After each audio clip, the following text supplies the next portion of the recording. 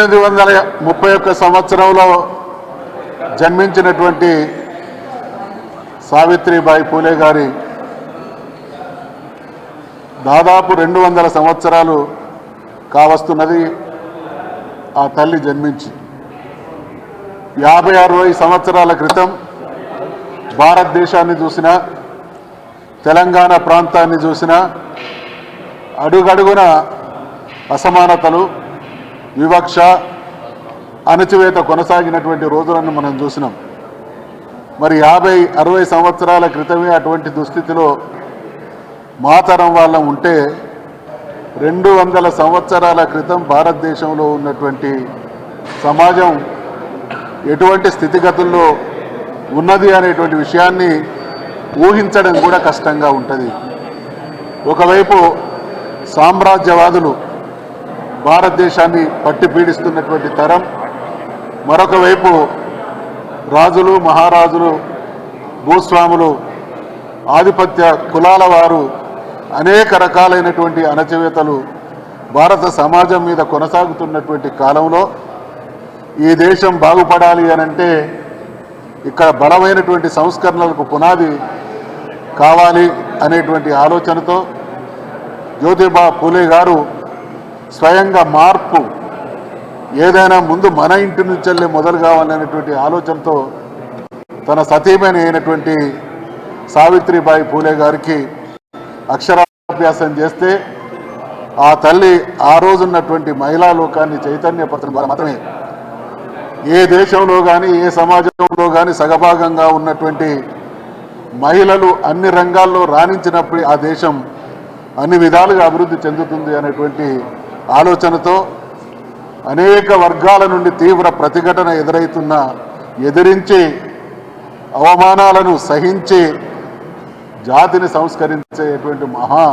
బాధ్యతను తన భుజస్కంధాల మీద వేసుకొని అనేక ప్రాంతాల్లో మహిళల కోసం, బాలికల కోసం విద్యాలయాలు ప్రారంభించి ఈ దేశంలో మహిళా సంస్కరణలకు పునాది వేసినటువంటి మహనీయురాలుగా సావిత్రిబాయి పూలే మిగిలిపోతుంది. ఆ మహనీయుల్ని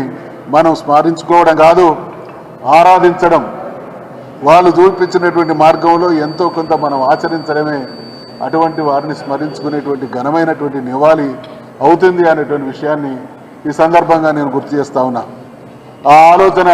తెలంగాణ రాష్ట్రాన్ని సాధించే నాటికి తెలంగాణలో ఉన్నటువంటి దుస్థితిని తన కల్లారా 14 సంవత్సరాల ఉద్యమ కాలంలో అనుక్షణం చూసి పరితపించినటువంటి మహానుభావుడు కేసీఆర్ కాబట్టే ఈ దేశంలో ఏ రాష్ట్రంలో లేని విధంగా అనేక వందల రెసిడెన్షియల్ స్కూళ్లను ఏర్పాటు చేసి బాలులకు, బాలికలకు ఉన్నతమైనటువంటి శ్రేష్టమైనటువంటి విద్యను అందించి ఆ సంస్కరణను అమలు చేసినటువంటి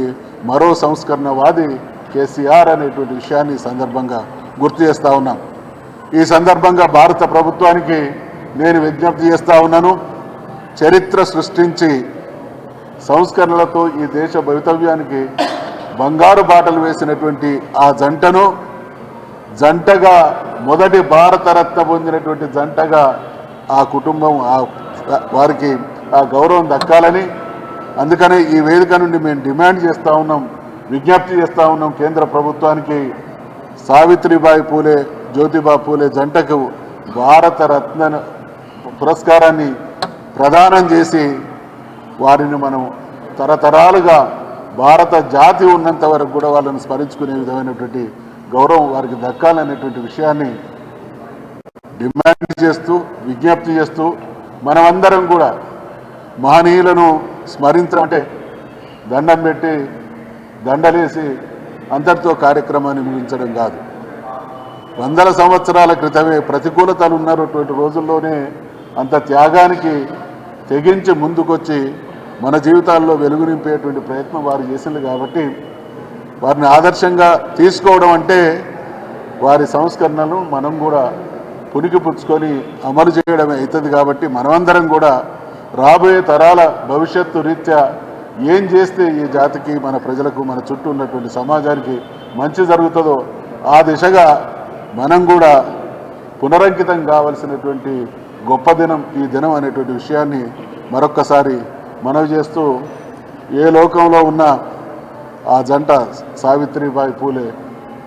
జ్యోతిబా పూలే దంపతుల ఆశీస్సులు నిరంతరం భరత జాతి మీద కురిపిస్తూనే ఉండాలని